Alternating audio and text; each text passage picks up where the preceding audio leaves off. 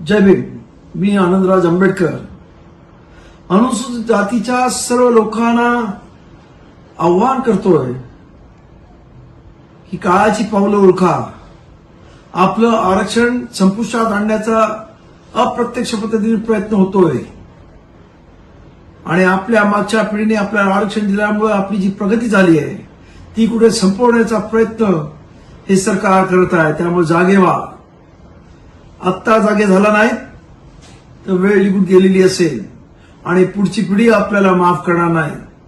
तेव्हा माझं आपल्या सर्वांना आव्हान आहे, उपवर्गीकरणाला विरोध करण्यासाठी खास संभाजीनगर येथे उपवर्गीकरण विरोधी संघर्ष परिषद 7 जूनला संध्याकाळी 6 वाजता तापडी या हॉलमध्ये घेण्यात आलेली आहे आणि त्याच्यामध्ये ज्यांनी आतापर्यंत आंदोलन केली या उपवर्गीकरणाविरोधात त्या सर्वांना आणि घटनेचे जे तज्ज्ञ आहेत अशा सर्वांना त्यामध्ये बोलवण्यात आलेलं आहे.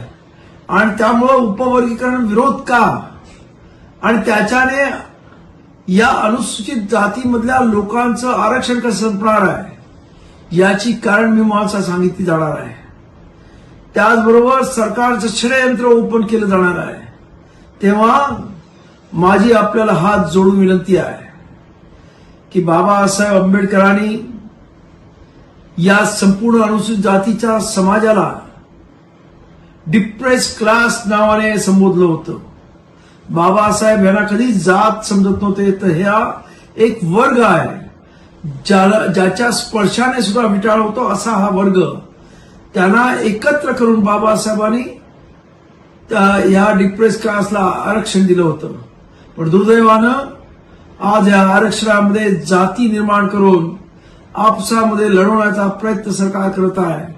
तेव्हा माझी आपल्या सर्वांना कळकळीची विनंती आहे, अनुसूचित जातीमधल्या सर्व लोकांना की आपलं आरक्षण वाचवायचं असेल तर आणि आपल्याला योग्य ते मार्गदर्शन मिळण्यासाठी 7 तारखेला संभाजीनगर येथे हजारोच्या संख्येने या आणि खऱ्या अर्थानं आपले काही किंतु परंतु मनामध्ये असतील ते आपले दूर करा आणि त्यासाठी ही जी परिषद घेतलेली आहे.